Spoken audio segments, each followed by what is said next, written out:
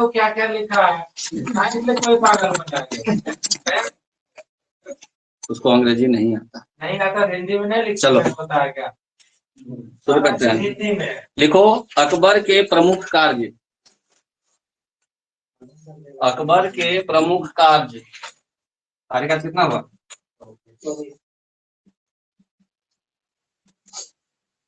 हमको मुख्यमंत्री बना सकता ना। अकबर के प्रमुख कार्य। दिमाग नहीं है, उस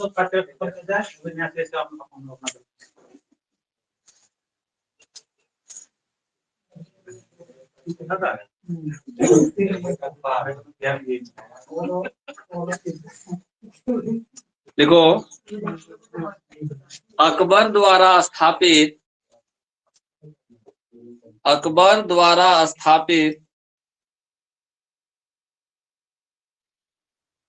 नई राजधानी फतेहपुर सीकरी में, नई राजधानी फतेहपुर सीकरी में, फतेहपुर सीकरी में इबादत खाना लिखवाए थे कल, कब हुआ था स्थापना? इबादत खाना, ब्रैकेट में लिखना प्रार्थना, ब्रैकेट में प्रार्थना, क्या प्रार्थना? प्रार्थना सभा नहीं, प्रार्थना भवन, प्रार्थना भवन। इबादत खाना का हिंदी क्या नाम हुआ? प्रार्थना भवन। सबके लिए था, इसलिए तो ये पॉइंट लिखवा रहे हैं। नहीं नहीं, पर्सनली किसी का नहीं था। क्या स्टेटमेंट हुआ? प्रार्थना भवन बोले ना। हाँ फतेहपुर सीकरी अकबर ने राजधानी। हाँ कल है लिखवाया है, इसलिए तो फिर से दोबारा हम स्टेटमेंट लिखवा रहे हैं। क्या स्टेटमेंट हुआ पूरा?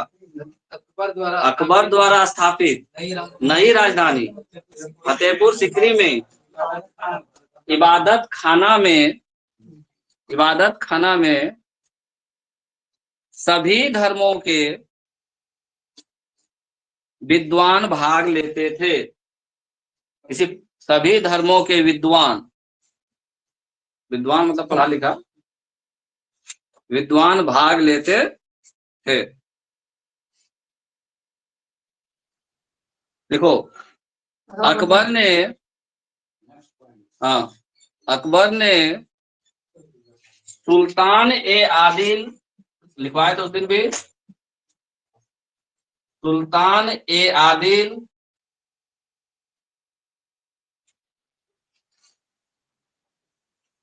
या इमाम ए आदिल, इमाम, इमाम ए आदिल की उपाधि धारण की थी।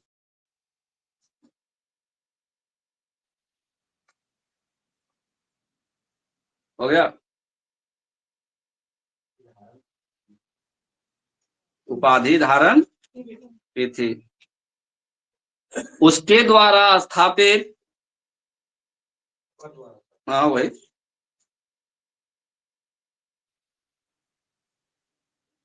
दीन ए इलाही धर्म, दीन ए इलाही धर्म, वो दूसरा चीज है। दीन ए इलाही धर्म में सभी धर्मों के बीच, सभी धर्मों के बीच, दीन ए इलाही में सभी धर्मों के बीच समन्वय स्थापित करने का प्रयास किया गया था। समन्वय स्थापित करने का प्रयास किया गया था, करने का प्रयास किया गया था।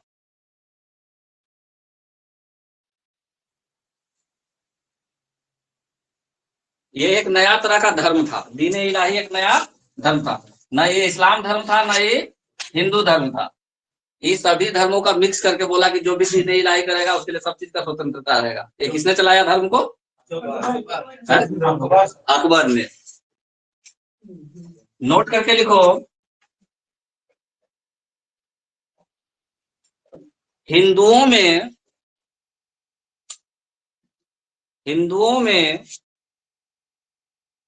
सिर्फ बीरबल,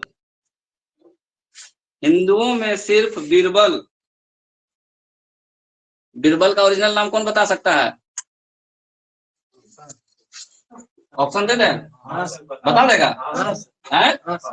सही लिखो, बोल दे।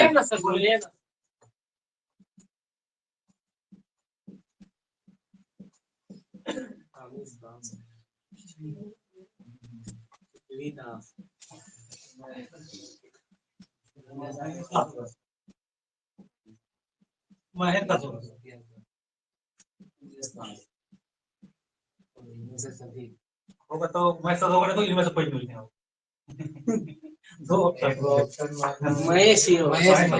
बीरबल का ओरिजिनल नाम, वास्तविक नाम होगा सर।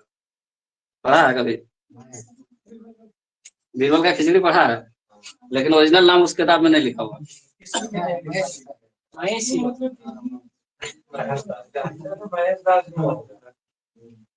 क्या लिखा है स्टेटमेंट? हिंदुओं में सिर्फ बीरबल ब्रैकेट में महेश दास ने दीन ए इलाही धर्म स्वीकार किया था। दीन में दीर्घी है, दीन ए इलाही धर्म स्वीकार किया था। हाँ, स्वीकार किया था।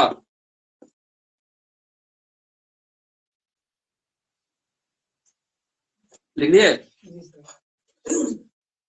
अकबर ने, अगला पॉइंट, अकबर ने चिश्ती संप्रदाय को, यहाँ लिख दिए हैं, अकबर ने चिश्ती संप्रदाय को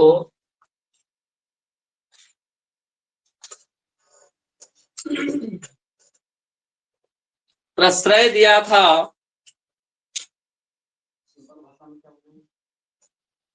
संरक्षण, प्रश्रय दिया था, संरक्षण बोल सकते हो।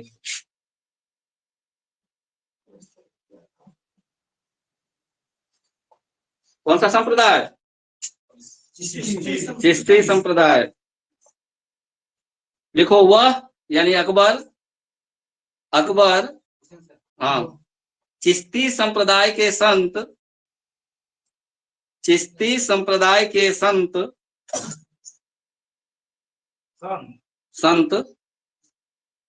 शेख अलीम चिश्ती का अनुयायी था। शेख चिश्ती, शेख सलीम चिश्ती है, सलीम बोले, शेख सलीम चिश्ती, शेख सलीम चिश्ती, चिश्ती के अनुयायी थे, या था, कुछ भी लिख लो। शेख सलीम चिश्ती के अनुयायी, शिष्य, चेला, उसके अधीन था या उसके नहीं, चेला। हाँ, अब समझ में आया ना? किसके शिष्य थे? शेख सलीम चिश्ती। शेख सलीम चिश्ती का कौन सा संप्रदाय था? चिश्ती संप्रदाय। चिश्ती संप्रदाय किसका था? शेख सलीम चिश्ती का, और वह शेख सलीम चिश्ती के क्या थे?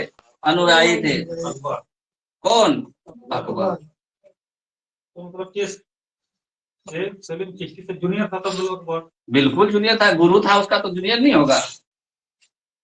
उसका गुरु यही है सर। अनुयायी कहने का मतलब क्या? गुरु, ठीक है ना? ये इसका शिष्य है तो गुरु है ना हुआ। शेख सलीम चिश्ती के अनुयायी थे। गुरु मतलब एक होता है कि पढ़ाना, एक गुरु हो गया कि धर्म के बारे में बताना, तो वो धार्मिक गुरु थे। ठीक है, लिखो,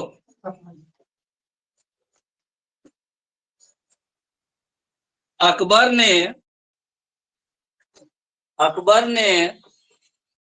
वल्लभाचार्य नाम सुना है? अकबर ने वल्लभाचार्य के पुत्र,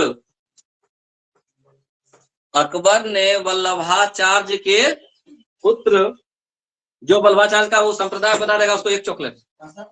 वल्लभाचार्य का संप्रदाय कौन सा था? ऑप्शन नहीं है। हाँ, एक बार में बोल देगा जो उसको 10 रुपया वापस। हाँ चलिए, टिंकू के लिए हो गया शुद्ध द्वैतावाद। शुद्ध तुम बोला है, एक ही बार, एक ही ऑप्शन है। चलो और कोई? तुम्हारा भी? नीलू का भी यही। और कोई? तुम्हारा भी? नीलू ने बोली है। तुम्हारा ही नाम लिखते हैं। क्या नाम लिखते हैं? क्या नाम लिखते हैं? मनीषा। और कोई जो हिम्मत करे? लास्ट तो यही है, इसका ऊपर तो मध्वाचार्य है। इसका ऊपर तो मध्वाचार्य है।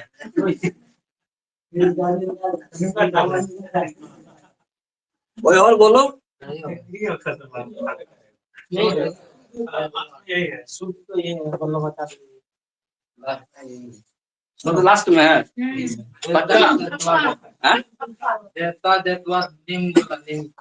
अच्छा, तो नीचे वाला है, सबसे नीचे में ये था सर। यही तो बोला है। सबसे नीचे में किसका नाम था? यही वल्लभाचार्य। चलो स्टेटमेंट पूरा करो। क्या लिखे स्टेटमेंट हम लोग? अकबर ने वल्लभाचार्य के पुत्र विठल नाथ को गोकुल एवं जैतपुरा की जागीर दी थी। विठल नाथ को, हाँ,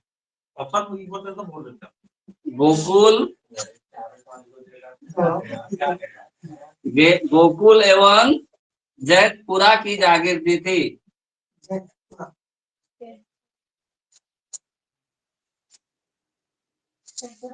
जागीर दी थी मतलब वहां से जो भी टैक्स होगा तुम अपना यूज करो। ठीक है, हो गया? लिख लिए? लिखो, अगला पॉइंट बनाओ। जैन विद्वान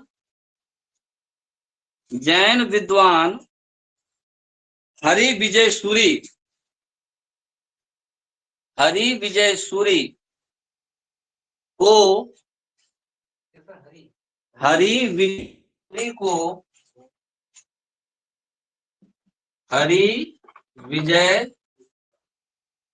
को अकबर ने जगत गुरु की उपाधि दी थी। जगत गुरु की उपाधि दी थी। हाँ, कौन से धर्म के थे हरिविजय? जैन धर्म के। जैन धर्म के प्रथम गुरु तीर्थंकर कौन थे? महावीर। एक बार में गड़बड़ा जाते हो। गजब है। तो 24वें तीर्थंकर कौन थे? हाँ जी, प्रथम बोल रहे हैं। तुम पढ़ा है, बोलो। हाँ, सोच रहा है। काहे ऑप्शन चाहिए? काहे ऑप्शन चाहिए? हाँ? हाँ? ऐसा कोई नाम नहीं है, इसको नाम ही याद नहीं है। तो बड़ा कौन देव बोला तुम? लिखो जरा। और राजेंद्र, तुम्हारा सुन के वो सही कर दिया। इसीलिए तो बोला ऋषभ देव या फिर आदिनाथ। तो जैन धर्म के हरि विजय सूरी को जगत गुरु की उपाधि किसने दी?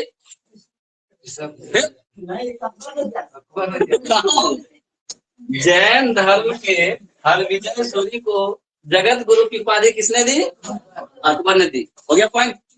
एक और पॉइंट लिखो, आगे बढ़ाओ। हाँ, अगला पॉइंट बनाओ। अकबर ने, उसी में सर, अगला पॉइंट, अकबर ने एक अन्य जैन धर्म के विद्वान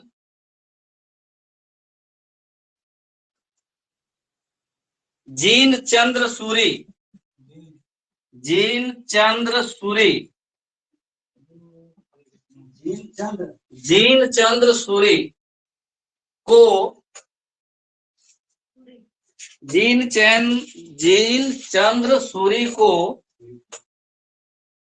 युग प्रधान की उपाधि दी थी, युग प्रधान की उपाधि दी थी।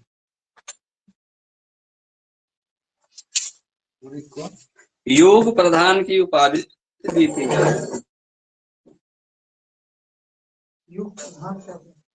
उपाधि है, नाम है। तुम राष्ट्रपिता कह दिए, वो क्या है? उपाधि है। उसका युग प्रधान कौन? जीन चंद्र सूरी। ये अकबर का नहीं है, ये अकबर ने दिया। हो गया? लिखो, अकबर ने झरोखा दर्शन, झरोखा दर्शन, तुलादान, तुलादान, तुला मतलब तुला और राशि भी होता है। तो जहाँ तुला राशि होगा ना वहाँ तराजू बना हुआ रहता है।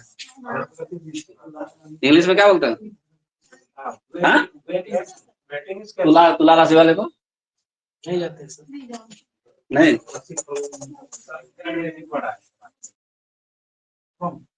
तुला राशि कलम चाहिए। मेरा तुला राशि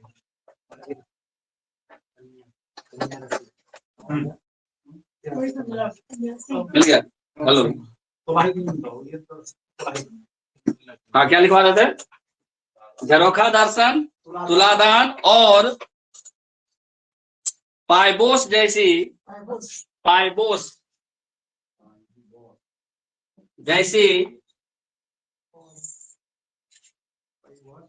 जैसी पारसी परंपराओं का आरंभ करवाया, पारसी परंपराओं का आरंभ करवाया,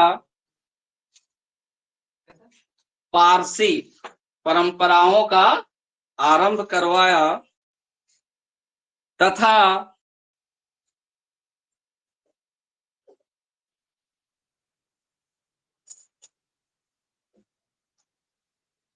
अमरदास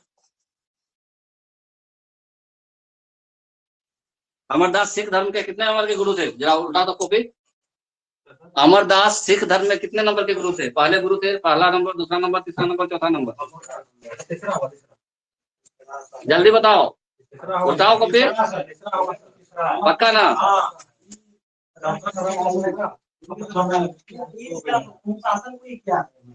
कौन सा अनुशासन? सिख धर्म के का अनुशासन। ठीक है, क्या लिखा है स्टेटमेंट? अमरदास ब्रैकेट में सिख धर्म के तीसरे गुरु, ब्रैकेट में सिख धर्म के तीसरे गुरु, सिख धर्म के तीसरे गुरु, ब्रैकेट बंद करो। अमरदास ब्रैकेट में सिख धर्म के तीसरे गुरु, ब्रैकेट बंद, की पुत्री को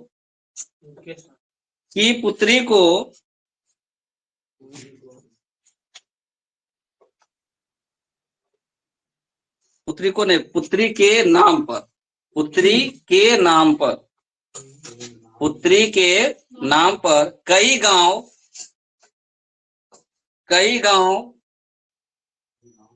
प्रदान किए थे,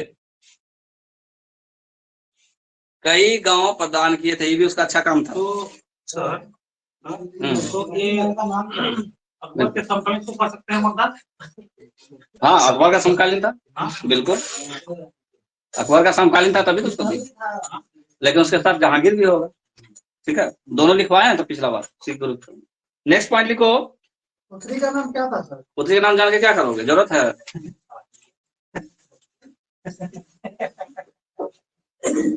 नेक्स्ट पॉइंट लिखो, जितना जरूरत था उतना बता दिए।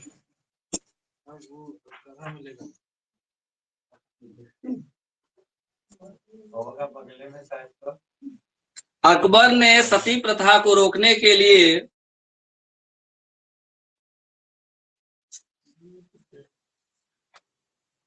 अकबर ने सती प्रथा रोकने के लिए हर संभव प्रयास किया सती प्रथा रोकने के लिए हर संभव प्रयास किया तथा विधवा विवाह को कानूनी मान्यता दी। हर संभव प्रयास किया तथा विधवा विवाह को कानूनी मान्यता प्रदान की।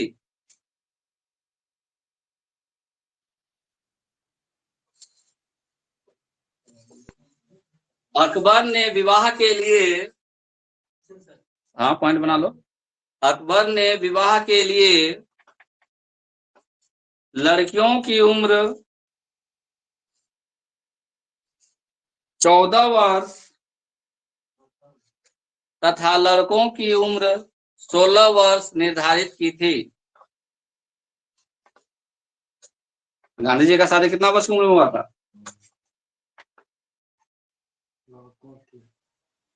लड़की 14, लड़का 16। हो गया? लिखो 16 क्या था सर? 16 अपने मन से 18 तो अभी भाग कर दिया है, लड़की के लिए और 21 साल लड़का के लिए। लेकिन अभी तो चल रहा है ना सर, अभी 18 और 21 चल रहा है। हम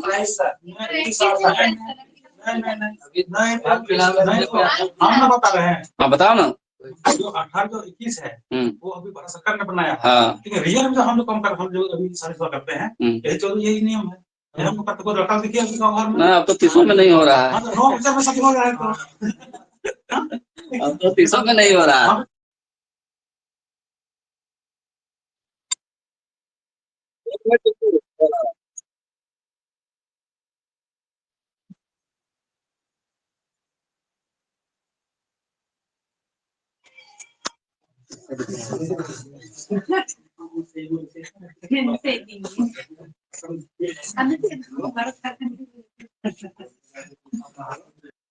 लेटेस्ट में उत्तेज साल क्या लड़की का फोटो क्या था?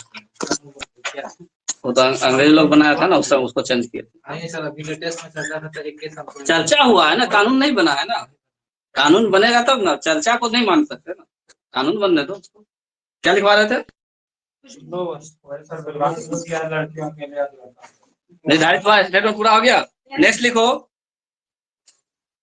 अकबर ने गुजरात विजय के बाद, अकबर ने गुजरात विजय के बाद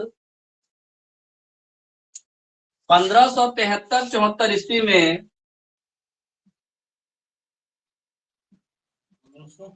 73-74 ईस्वी में मनसबदारी प्रथा प्रारंभ किया था। मनसबदारी प्रथा प्रारंभ किया था।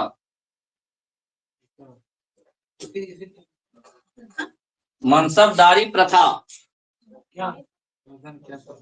प्रारंभ किया था अपने मन से, प्रारंभ किया था। मनसबदारी की शुरुआत किसने करवाई? कब? 1573। अब किसने कहा मनसबदारी क्या होता है? जैसे तुम हो, अच्छा नेता हो, ठीक, बोला कि देखो जी तुम मेरे अंदर में काम करो, हम तुमको 2000 मनसबदारी प्रदान करते हैं। ठीक है, 2000 मनसबदारी मतलब 2000 रुपया महीना। ठीक है, 1000 मनसबदारी प्रदान करते हैं, यानी 1000 देंगे, लेकिन जो काम कहेंगे सो करना होगा। कई बार पढ़ा है। ठीक है, तो मनसबदारी प्रथा किसने शुरू किया? इवन कि अंग्रेज के समय में भी ये चीज चल रहा था। नहीं बोला था हम तुमको इतना मनसब दे देंगे, तुम चले जाओ यहाँ से छोड़ के, हुआ था ना। तो मनसबदारी प्रथा किसने शुरू किया था? नेक्स्ट पॉइंट, अकबर का संपूर्ण साम्राज्य, अकबर का संपूर्ण साम्राज्य 12 सूबों में विभक्त था। सूबा बोलते हैं राज्य। 12 सूबों में विभक्त था तथा दक्षिण विजय के बाद उसी में सूबों की संख्या 15 हो गई थी।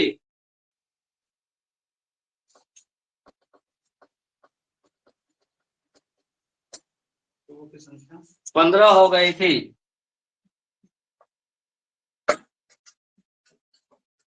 टोटल कितना सूबा हो गया दक्षिण में जीतने के बाद?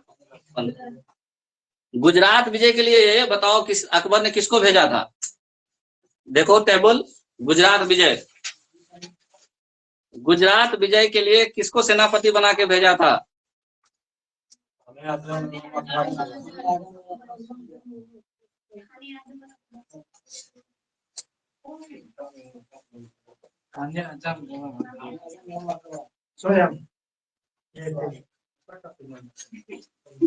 लिखो 1584 ईस्वी में, 1584 ईस्वी में मुगलों के विरुद्ध गुजरात में विद्रोह हुआ था। मुगलों के विरुद्ध गुजरात में विद्रोह हुआ था, जिसे दबाने के लिए अकबर ने अब्दुल रहीम को भेजा था। अब्दुल रहीम बताया था कल लिखने के लिए, अब्दुल रहीम को भेजा था। अब्दुल रहीम, तरीके अब्दुल रहीम को भेजा था। बोर्ड नहीं देख सकता है क्या? अब्दुल रहीम को भेजा था तथा उसने गुजरात विद्रोह को दबाने में सफलता हासिल की थी। तथा उसने गुजरात विद्रोह को दबाने में सफलता हासिल की थी, जिससे प्रसन्न होकर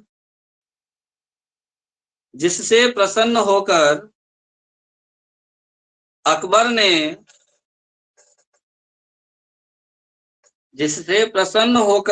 ने अब्दुल रहीम को खाने खाना की उपाधि दी थी। खाने खाना की उपाधि, इसको ऐसे ले सकते हो, खान ए खाना, खान ए खाना की उपाधि दी थी। ऐसे लिखना है, खान ए खाना की उपाधि दी थी। तो यहां से हो गया अकबर के लगभग सारे चीजों के बारे में वर्णन। एक चीज रह गया, उसका प्रशासनिक व्यवस्था, कि उसके प्रशासन में कौन से पोस्ट को क्या कहते थे। ठीक है,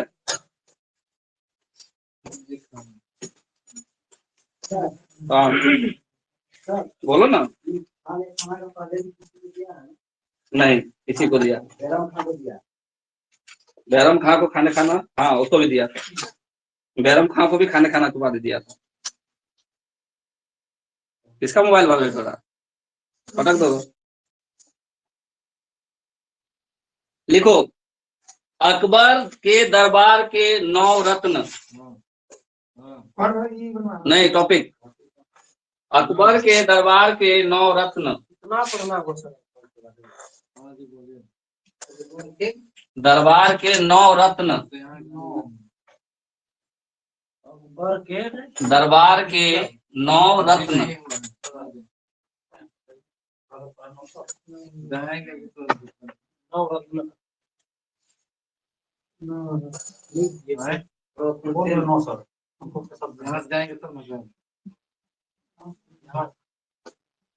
नौ रत्न,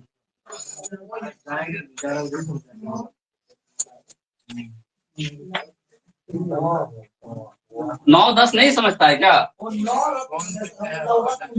नवरत्न का लिखोगे?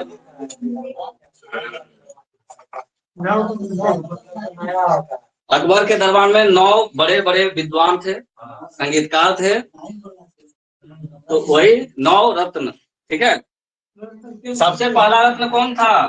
किसी के बारे में लिख सकते हैं, लेकिन अकबर और बीरबल का कहानी प्रसिद्ध है, तो सबसे पहले बीरबल। बीरबल का ओरिजिनल नाम महेश दास। इसके बारे में थोड़ा लिखो, एक आध लाइन।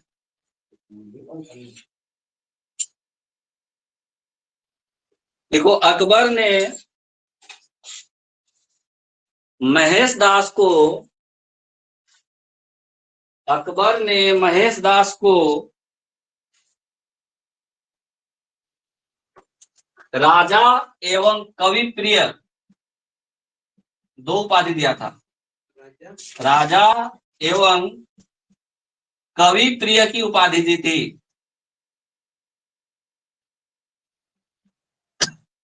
राजा एवं कवि प्रिय की उपाधि दी थी। कवि तो वास्तव में कवि था कि बस कवि था, कवि कवि था, बहुत कवि प्रिय। दूसरा नाम टोडरमल। टोडरमल। क्या सर? हाँ? बीरबल फिर इसको नाम क्या दिया?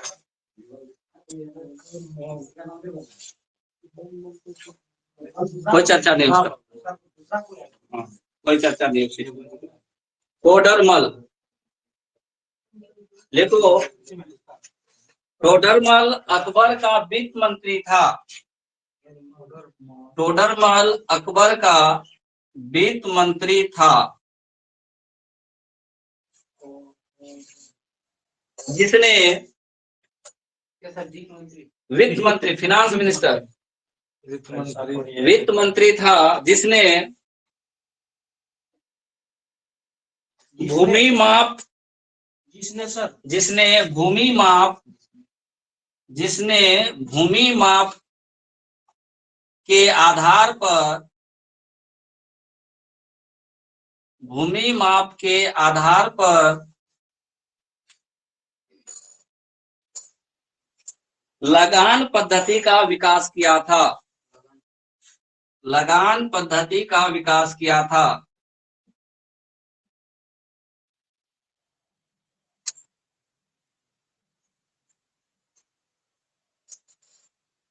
ठीक है, एक छोटा सा कहानी है टोडरमल का। टोडरमल, अकबर के बाप को सबसे ज्यादा किसने परेशान किया? नहीं, अकबर के बाप को सबसे ज्यादा परेशान किसने कहा? शेरशाह सूरी ने। शेरशाह सूरी के साथ ये था टोडरमल। ठीक है, लेकिन जब इन लोगों का हुमायूं के साथ बड़ा चला तो टोडरमल एक जगह मतलब मंदिर में जाके रह गया, उसका साथ छोड़ करके टोडरमल कहाँ रहने लगा? मंदिर में। अकबर जब जा रहा था चिश्ती के दरगाह में, जब उसका बेटा को पर बहुत संकट आया, जहर देकर के मारने का प्रयास किया गया, दूध पिला करके, दूध में जहर मिला के मारने का प्रयास किया गया, और अंत में कई एक दो बच्चे मरे भी उनके। ठीक है, तो टोडरमल, ये अकबर और जोधा दोनों जा रहे थे चिश्ती के दरगाह में। चिश्ती के रास्ते में इनका रात हो गया, तो टोडरमल जिस मंदिर में थे, जो आश्रम इनका था, वहां पे वो लोग रुकते हैं। तो टोडरमल की बुद्धिमानी को देख करके और इसकी वीरता को देख करके, बुद्धिमानी भी और वीरता, क्योंकि क्या हुआ था कि उस दिन किसी डाकू ने वहां पे आक्रमण कर दिया। कहाँ? जहाँ ये लोग रुके थे वहां। हाँ, तो वो टोडरमल वहां बड़ी बुद्धिमानी के साथ और वीरता के साथ उस लोगों का सामना किया, लोगों को भगा दिया, इन लोगों का रक्षा किया। तो अकबर तो भेष बदल के जा रहा था, राजा बन के जा नहीं रहा था, वो भेष बदल के जा रहा था।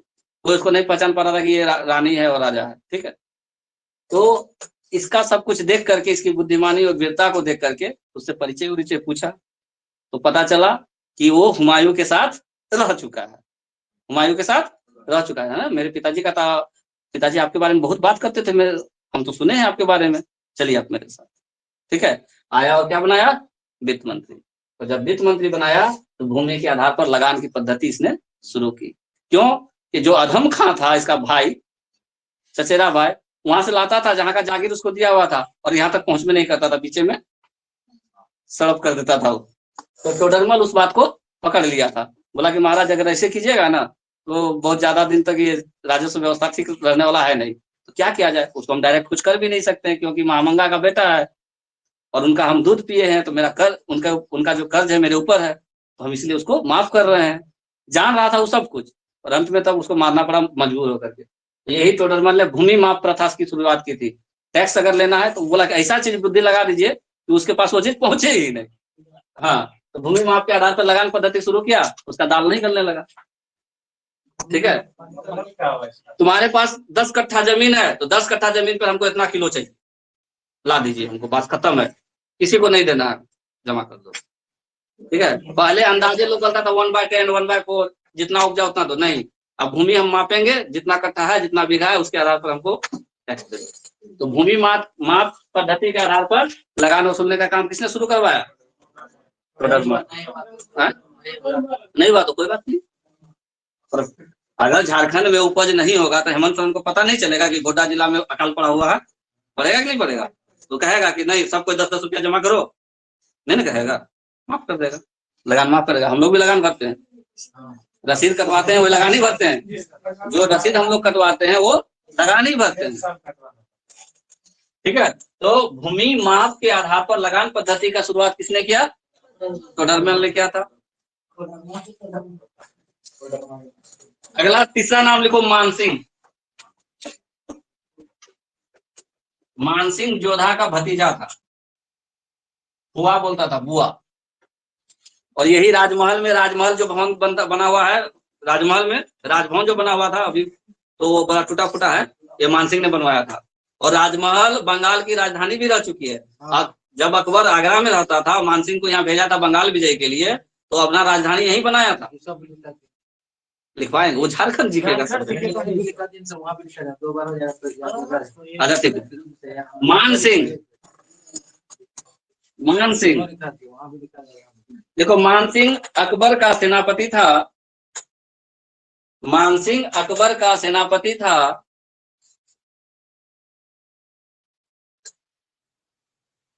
जिसने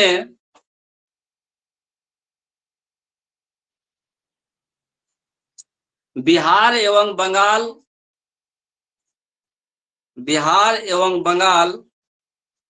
विजय में महत्वपूर्ण भूमिका अदा की थी। बिहार एवं बंगाल विजय में महत्वपूर्ण भूमिका अदा की थी तथा राजमहल क्षेत्र को महत्वपूर्ण भूमिका अदा की थी तथा राजमहल क्षेत्र को, राजमहल कौन सा? झारखंड वाला। राजमहल क्षेत्र को अपना सैनिक शिविर बनाया था। राजमहल क्षेत्र को अपना सैनिक शिविर बनाया था, जो बाद में राजधानी के रूप में परिवर्तित हो गया। जो बाद में राजधानी के रूप में परिवर्तित हो गया। अरे राजधानी के रूप में परिवर्तित हो गया। मानसिंह हो गया, सेनापति था। कई जगह ये विजय किया है, लेकिन हमको ये बोला यहाँ लिखवा देने के लिए तो लिखवा दिया, ठीक है। तो राजमहल में जो राजभवन बनवाया था, किसने बनवाया? मानसिंह। दाऊद खान के बाद, दाऊद खान के समय तो दूसरा कोई आया था। देखो दाऊद खान के समय कौन आया था सेनापति? अरे बाबा पहले देखो तो दाऊद खान के साथ सेनापति कौन आया था?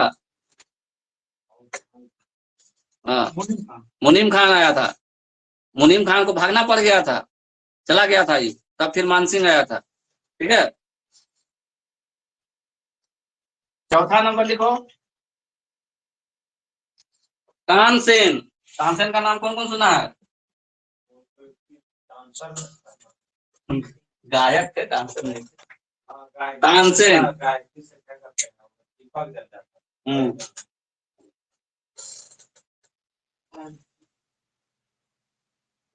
देखो, तानसेन अकबर के दरबार का गायक था।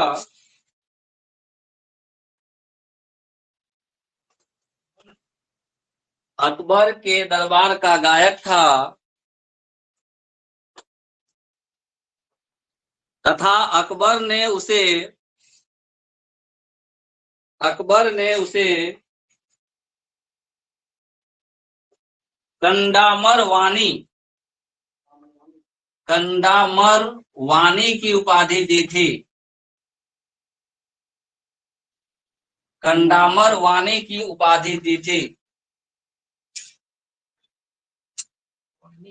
कंडामर वाणी, यहाँ देखो ना बोर्ड भाई, कंडामर वाणी बोर्ड एक बार देखो ना, ऊपर उठा के नजर।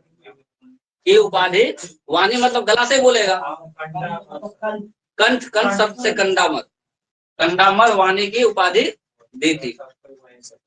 तानसेन हाँ इसी में तानसेन का मकबरा ग्वालियर में स्थित है। तानसेन का मकबरा ग्वालियर में स्थित है। मध्य प्रदेश ग्वालियर। कैसे गया है बीएड देने के लिए? बीएड और बीटी बड़ा होता है ग्वालियर से। झारखंड से बाहर गए थे। अभी तक नहीं गया है। रेल में चढ़ा है कि नहीं चढ़ा? उड़ीसा तो झारखंड से बाहर। तुम झारखंड के नक्शा में हैं, बिहार पहुंच गए, उड़ीसा पहुंच गए, बंगाल नहीं गया है। जब उड़ीसा गया तो बंगाल तो जबे करोगे। तो इधर तो 3 तरफ से तो तुम चलिए गए, नॉर्थ साउथ और ईस्ट। बचा क्या? यूपी और छत्तीसगढ़। यूपी छत्तीसगढ़। चलो लिखो, टंडामर वानी उपाधि दी थी। हो गया खत्म। नेक्स्ट लिखो, मुल्ला दो प्याजा। कंडा मरवानी की उपाधि दी थी। 5वां लिखो, मुल्ला दो प्याजा। मुल्ला दो प्याजा नाम है भाई। मुल्ला दो प्याजा। प्याजा मुल्ला की मौलवी को जो लिखा है वही लिखो।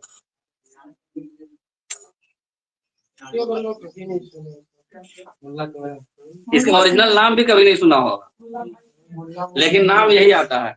देखो, प्याज से अत्यधिक प्रेम होने के कारण, हाँ, प्याज से अत्यधिक प्रेम होने के कारण इनका नाम मुल्ला दो प्याजा पड़ा था। प्याज से अत्यधिक प्रेम होने के कारण इनका नाम मुल्ला दो प्याजा पड़ा था। इसमें याद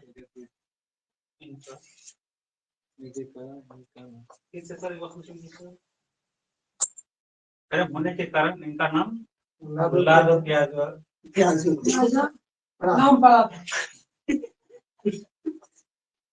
हकीम हुमाम। हकीम हुमाम का ये नाम क्या था?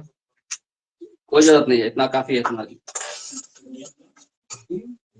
हुमाम लिखो, वह शाही विद्यालय का, शाही मतलब राजभवन वाला बात होता है, राजा के घर का। हाँ, वह शाही विद्यालय का प्रमुख था। वह शाही विद्यालय का प्रमुख था।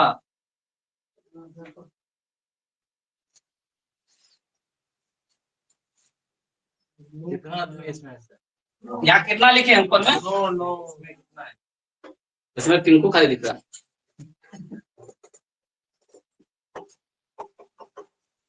फैजी। फैजी क्या वही है सर? प्रमुख था। हाँ बस, तो क्या, खाली थोड़ा थोड़ा इंट्रोडक्शन लेना है। लिखो, फैजी अबुल फजल का बड़ा भाई था। फैजी अबुल फजल का बड़ा भाई था। अबुल फजल का बड़ा भाई था। कौन जानता है अबुल फजल के बारे में? ऐसे नहीं सुना है? सुने जो सेट बनाया है अबुल फजल को जरूर जानता है।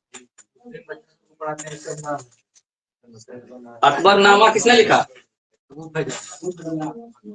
जो क्वेश्चन बनाएगा उसको अबुल फजल का ऑप्शन जरूर दिखा होगा। अकबरनामा किसने लिखा?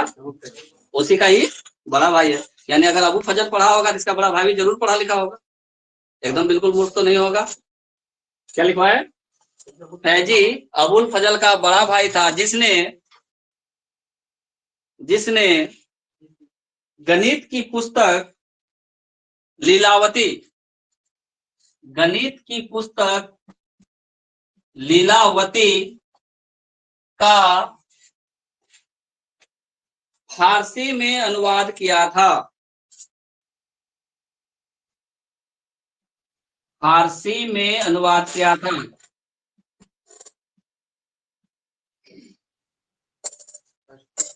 फारसी भाषा में अनुवाद किया था किसने? फैजी ने। तो फौ से फैजी, फौ से फारसी। ठीक है। लीलावती कौन सी किताब थी? कहानी की किताब नहीं थी। कि लीला वाला चीज लिखा होगा उसमें, गणित की किताब से, नाम तो नहीं पता चलता है कहानी का किताब होगा, इसलिए हम वहां बोले। 8वां नंबर, अब्दुल रहीम खाने खाना। अब्दुल रहीम हाँ नहीं खान ए खाना। खान ए खाना, शॉर्टकट में डायरेक्ट खाने खाना लिख देता है लोग। खाने खाना ए खाना। देखो अब्दुल रहीम, हाँ, बैरम खां का पुत्र था। अब्दुल रहीम बैरम खां का पुत्र था, तो दोनों बाप बेटा को दिया एक ही उपाधि, ठीक है। अब्दुल रहीम बैरम खां का पुत्र था, और बैरम खां कौन था? जिसने अकबर की रक्षा की थी। संरक्षण देने का मतलब क्या? रक्षा। मतलब जब वो बच्चा था और राजा बन गया तो राजकाज वही देखता था, बैरम खां ही देखता था, खाली ये एक मुखड़ा था, ठीक है। तो हर तरह से जब दुश्मन आते थे तो उसका रक्षा कौन करेगा? बैरम खां। तो 14 साल बचपन हुआ भाई तब, और उसी समय कितना सारा दुश्मन इसका था। अब हो गया। हाँ, अब्दुल रहीम खाने खाना किसका पुत्र था? बैरम खां। 9वां लास्ट, अबुल फजल। अब इसके बारे में तो बोलने का जरूरत ही नहीं है। हाँ, अबुल फजल ने अकबरनामा फारसी भाषा में लिखा था। याद रखना है, किस भाषा में? फारसी भाषा में लिखा था,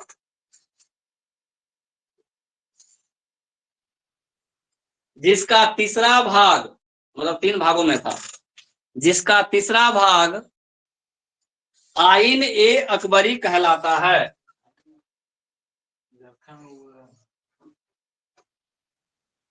जिसका तीसरा भाग आइन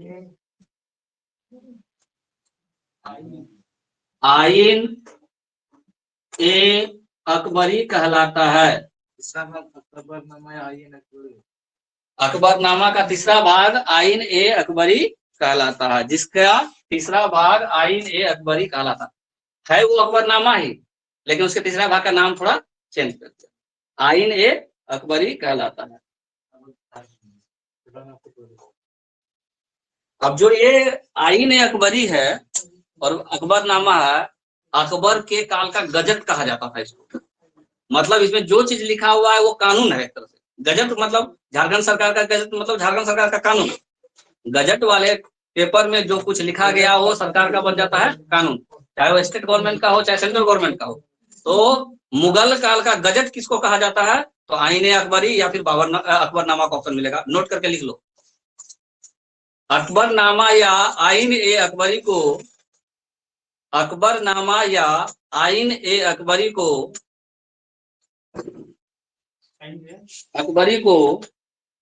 अकबर के शासन काल का, अकबर के शासन काल का गजट कहा जाता था।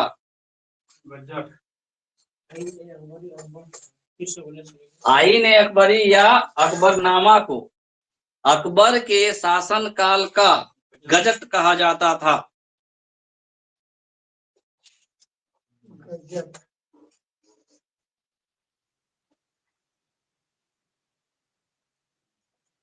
ठीक है, हो गया स्टेटमेंट। अकबर के बेटा का नाम क्या था? सलीम। अभी इसके बारे में पढ़ेंगे। तो जब अकबर का सलीम का अबुल फजल से नहीं पटने लगा, ठीक है, तो सलीम के इशारे पे इसकी हत्या कर दी जाती है। लिख लो क्या हुआ, काहे चिक चक कर रहे हो? अकबरनामा लिखवाए हैं, कुछ लिखोगे तो देखो, अबुल फजल की हत्या, पॉइंट बना लो। अबुल फजल की हत्या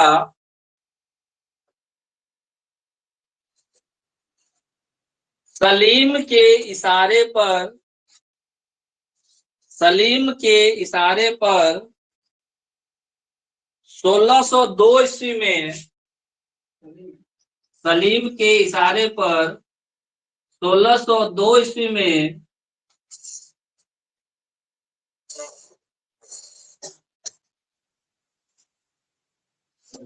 नहीं, ओरछा के राजा वीर सिंह बुंदेला, ओरछा जगह का नाम है, ओरछा के राजा वीर सिंह बुंदेला द्वारा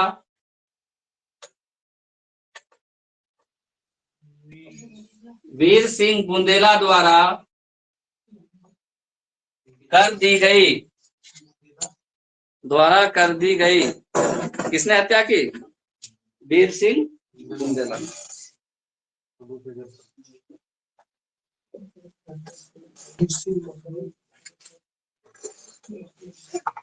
वीर सिंह शराबी था, शराबी तो नहीं था, क्रिमिनल था उस समय से।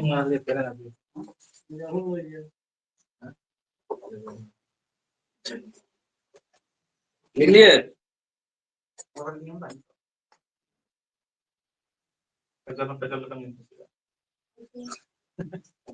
शराब बिक्री पर भी अकबर ने रोक लगवा दिया था। राज्य में शराब बिक्री नहीं होता। अकबर के शासनकाल में शराब बिक्री पर रोक लगा दिया गया। वो होता है, वो खाली रोक लगाएगा, प्याज अंदर अंदर होता होगा। लिखो, पॉइंट बना के लिखो। अकबर के शासनकाल में महाभारत का अनुवाद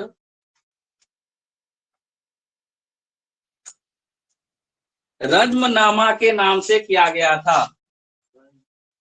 महाभारत का अनुवाद रज्मनामा के नाम से किया गया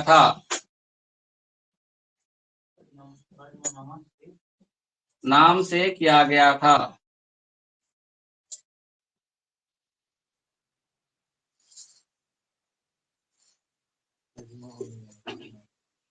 जिसमें उसी में जोड़ के लिखो, जिसमें महत्वपूर्ण योगदान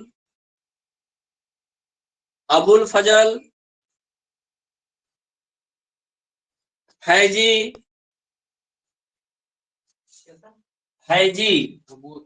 अबुल फजल फैजी बदायूनी, हाँ कमा देखे, बदायूनी आदि विद्वानों ने, फैजी अबुल फजल बदायूनी आदि विद्वानों ने महत्वपूर्ण भूमिका निभाई थी।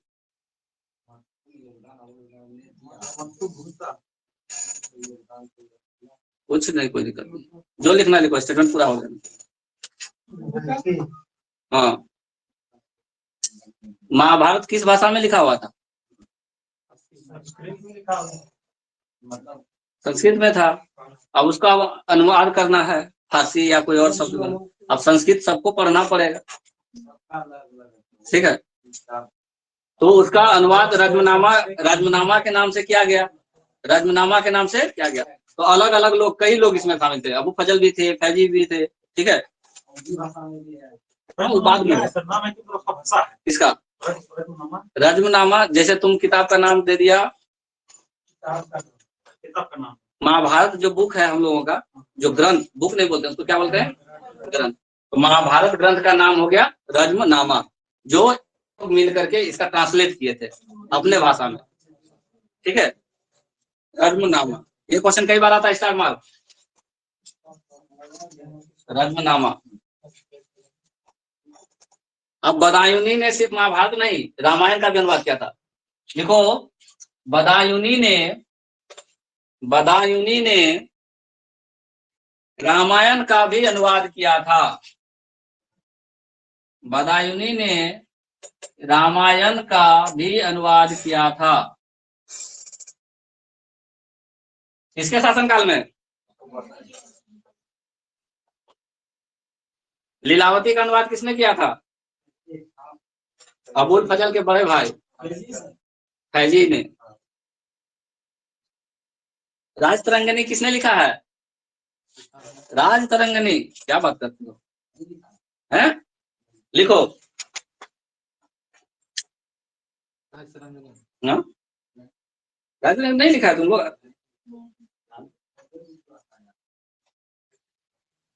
राज तरंगिणी एकदम पहला ही क्लास में लिखा है। याद नहीं रहता तो क्या करें। लिखो। क्या बोला? कलहन द्वारा रचित राज तरंगिणी, कलहन द्वारा रचित, कलहन द्वारा रचित राज तरंगिणी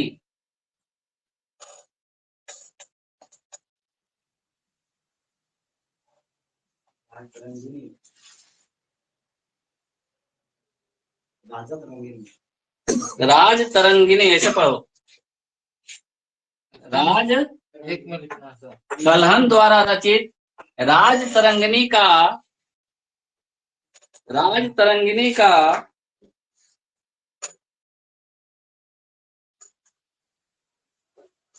अनुवाद मोहम्मद शाहवादी, मोहम्मद शाहवादी। अब मोहम्मद शाहवादी तो नाम नहीं सुना होगा। मोहम्मद शाहवादी मुल्ला ने किया था। मोहम्मद शाहवादी मुल्ला ने किया था।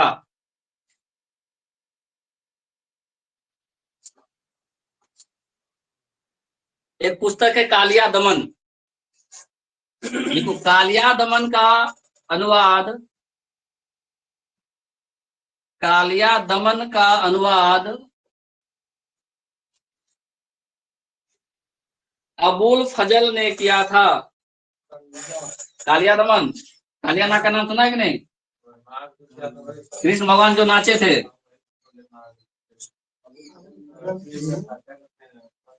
कालिया दमन का अनुवाद अबुल फजल ने किया था।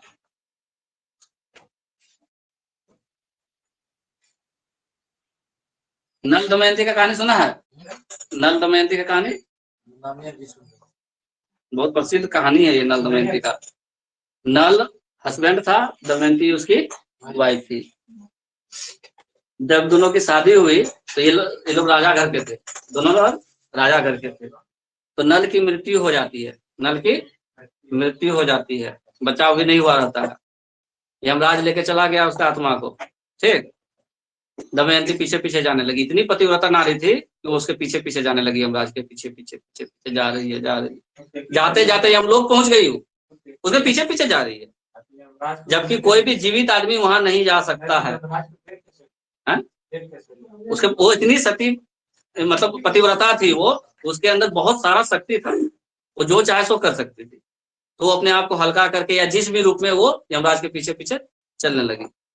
यमराज बोला, बेटी क्यों आ रही हो मेरे पीछे, वहां तुम नहीं जा पाओगे। बोले अच्छा ठीक है, देखते हैं, नहीं जा पाएंगे। फिर थोड़ा आगे गया, बोले क्या चाहिए तुमको, कि हमको जो चाहिए वो आप दीजिएगा। बोले हाँ देंगे। कब? धन चाहिए, दौलत चाहिए, राजपाट चाहिए, क्या चाहिए बोलो, हम लोग ये सब नहीं चाहिए। तो क्या चाहिए? पति को हमको वापस कर दीजिए। बोला ये नहीं हो सकता। फिर वो आगे बढ़ गया, फिर पीछे पीछे जाने लगी। जाते जाते हम लोग के दरबार तक पहुंच गई। अब बोला कि भाई अब तो इसका बात मानना पड़ेगा, क्या इतना दूर आगे जरूर इसके अंदर शक्ति है। बोला कि क्या चाहिए, अब अंतिम वर मांगो। बोला कि मेरे बेटे को मेरे सास ससुर सोने चांदी के बर्तन में खाते हुए देखे। एक स्टेटमेंट में एक वरदान, यानी पति भी चाहिए, उसका सास ससुर नहीं था तो सास ससुर भी चाहिए, और उसके साथ साथ सोना चांदी के बर्तन में कौन खाएगा, जो राजा पात्र रहेगा वही ना। एक लाइन में ये सब कुछ यमराज से मांग ली। बेटे के ऊपर मांग दिया, मतलब कि पति होगा तभी तो बेटा आएगा। वो बोला कि हम तुम्हारा पति नहीं दे सकते, तुमको जो मांगना है मांग लो। तो बोले कि सर ठीक है, हम पति नहीं लेंगे, हम जो मांगते हैं वो दीजिए। तो मेरे बेटा को मेरे सास ससुर सोने चांदी के बर्तन में खाते हुए, हम पति मांगे कहीं पर। बोला ठीक है तथास्तु, कहा के आगे जाने लगा। बोला हाँ हाँ कहाँ चले आप, ये हम लोग के अंदर नहीं जा सकते। बोले क्यों, तुम्हारा वरदान तथास्तु तो बोल दिए। बोले कि आप जिसको लेके जा रहे हैं वो नहीं रहेगा तो बेटा कहाँ से होगा, बेटा कहाँ से होगा। तब यमराज है ये तुम हमको ठग ली, अच्छा ठीक है जाओ, लिए तुमको। ठीक है, तो ये कहानी है नल दमयंती की, शॉर्टकट में, बहुत बड़ा लंबा चौड़ा कहानी है लोगों का प्रेम प्रसंग का। हाँ, उसको पूरा राजपाट मिला, देना पड़ा यमराज को, भगवान का वरदान वरदान होता है। तो लिखो नल दमयंती का अनुवाद, नल दमयंती का वरदान अनुवाद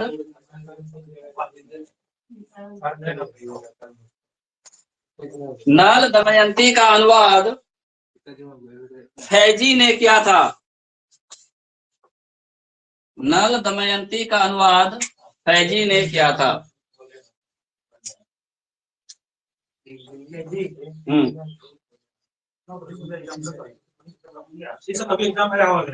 बिल्कुल आया हुआ है, कोई लाइन ऐसा नहीं है कि जो नहीं आया होगा। ठीक है, लिखो पंचतंत्र किसने लिखा है, सब में ऑप्शन। ठीक है, ऑप्शन ए पंचतंत्र के लेखक, पढ़ा है ना पक्का, कौशिक शर्मा।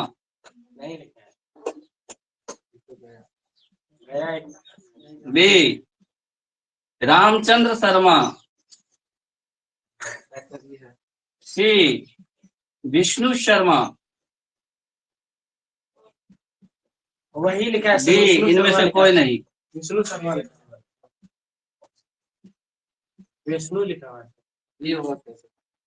तब जब बोला कि ऑप्शन दीजिए तो ऑप्शन दिए। अब बी ए कौन सी कर रहा है विष्णु होगा सर, क्या, नहीं सर रामचंद्र शर्मा होगा सर, जानते नहीं करता। चलो लिखो विष्णु शर्मा द्वारा रचित, विष्णु शर्मा द्वारा रचित, इसलिए हम स्टेटमेंट ऐसा बनाते हैं कि उसमें सब क्वेश्चन रहे।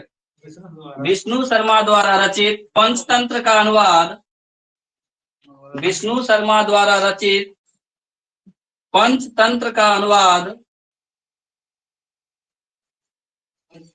पंचतंत्र कहानी है, अबुल फजल ने किया था। इसमें क्या था फारसी में, और क्या, अबुल फजल ने किया था।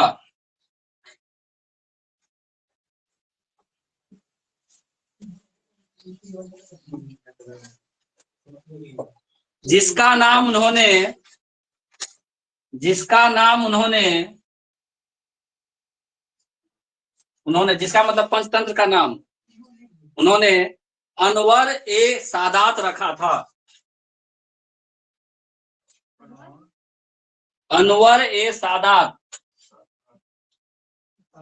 अनवर ए दंसो, अनवर ए सादात रखा था। रिनेम कर दिया इसको, रखा था जितना दिया है सब फारसी में दिया है। बिल्कुल इससे जाते हैं देख लिए। जिसका नाम उन्होंने अनवर ए सादात रखा था। हाँ, यानी पंचतंत्र का नाम उन्होंने क्या रखा था, अनवर ए सादात। देखो अकबर ने आगरा में, अकबर ने आगरा में, आगरा राजधानी था उसका, लाल किला का निर्माण करवाया था।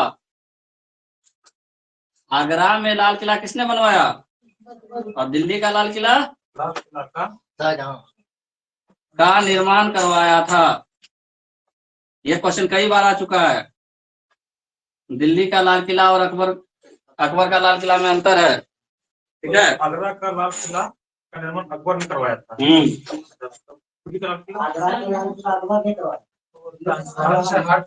दिल्ली का शाहजहां है, वो बताएंगे जब शाहजहां का आएगा तब। ठीक है, देखो दिल्ली का किला तो दिल्ली का लाल किला यार, दिल्ली में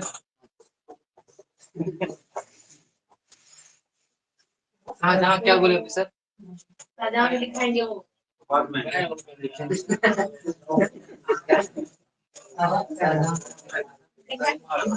रसीद तो वाला देखो अकबर के शासन काल में चांदी का सिक्का जलाली, चांदी का सिक्का जलाली, चांदी का सिक्का जलाली तथा चांदी का सिक्का जलाली तथा सोने तांबे का सिक्का, ये नहीं बनाया था, तांबे का सिक्का, तांबे का सिक्का, सिक्का दाम कहलाता था। दाम नहीं, कितना दाम है? तांबे का सिक्का दाम कहलाता था। बोलो।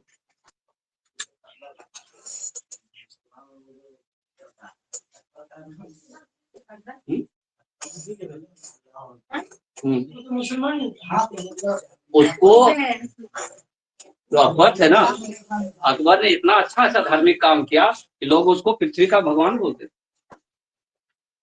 ठीक है, इसलिए उसको ऐसा दिया जाता है।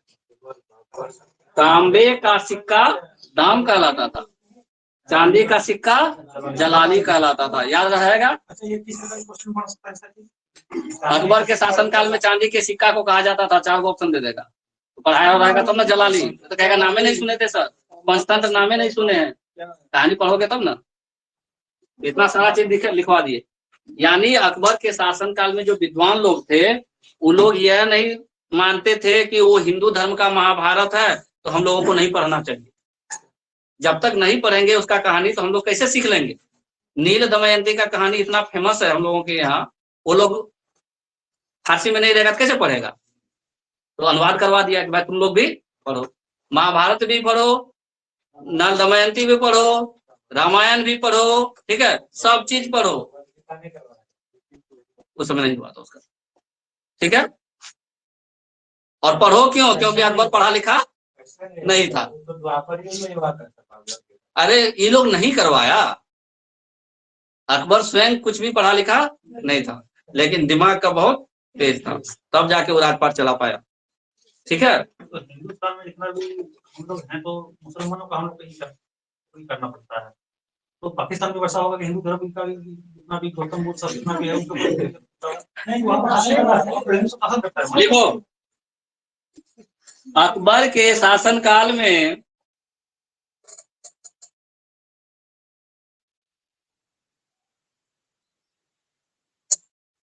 दहशाला व्यवस्था,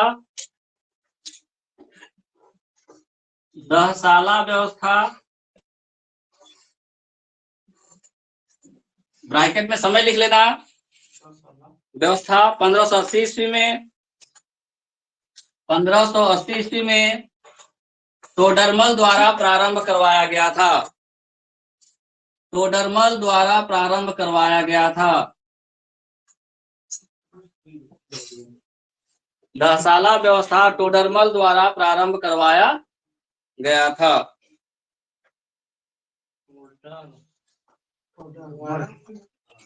प्रारंभ करवाया गया था।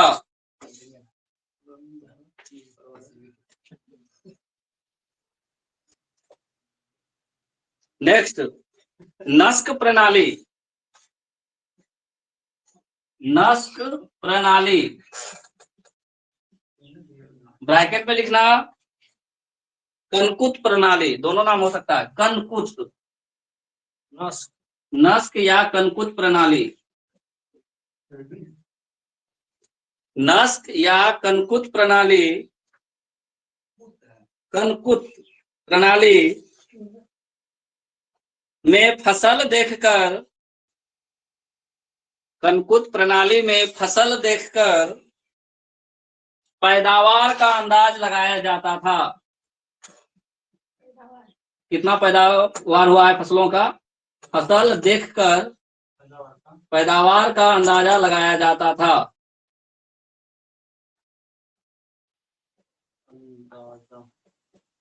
पैदावार का अंदाजा लगाया जाता था।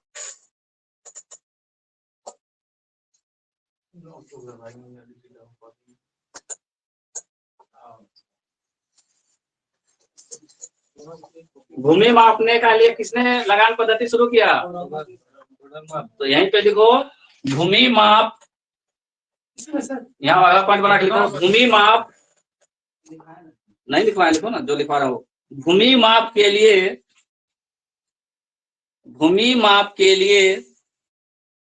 1586-87 ईस्वी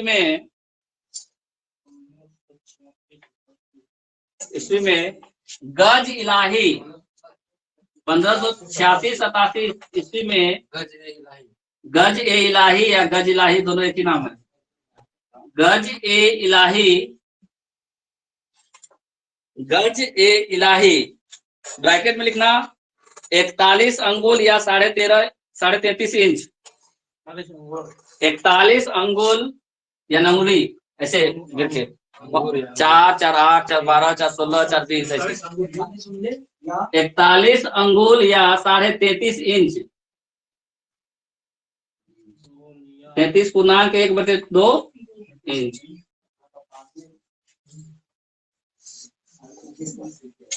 का प्रयोग प्रारंभ किया गया था। गज ए इलाही या गज इलाही एक ही बात है। भूमि माप के लिए कौन क्या था? टोडरमल।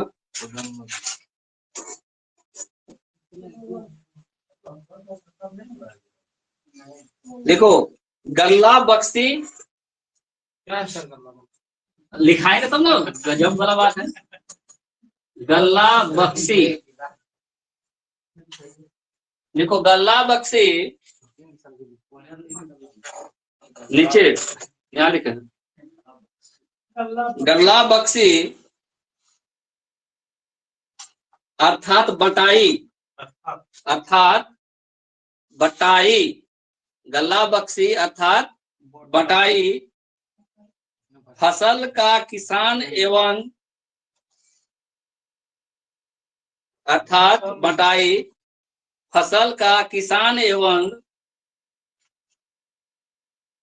राज्य के बीच बंटवारे को कहा जाता था।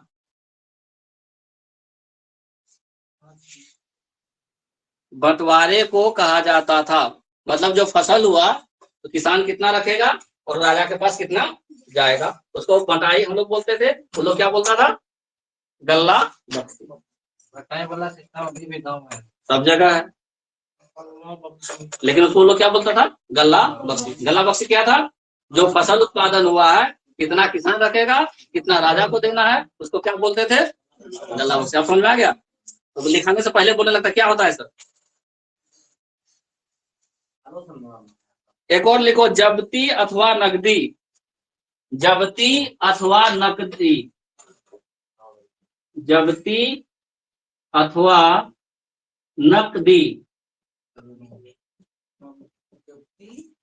नकदी नौ को दद गए। नगदी हम लोग पढ़ते हैं ना, तो नगदी नहीं लिखाता है, नकदी लिखाता है। देखो, पैमाइश और गल्ले की किस्म के आधार पर और गल्ले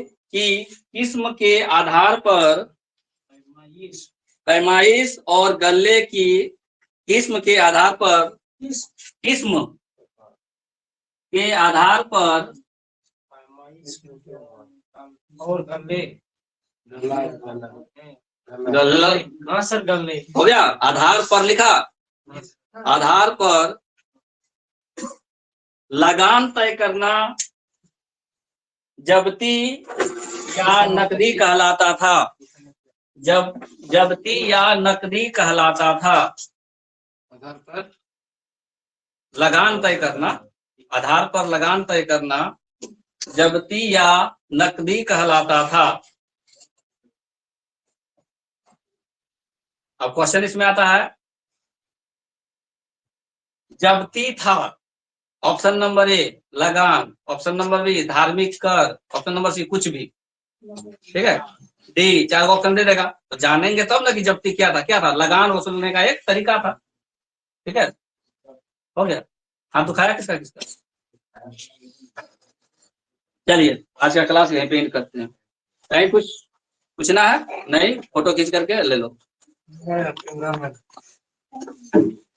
इंडिया में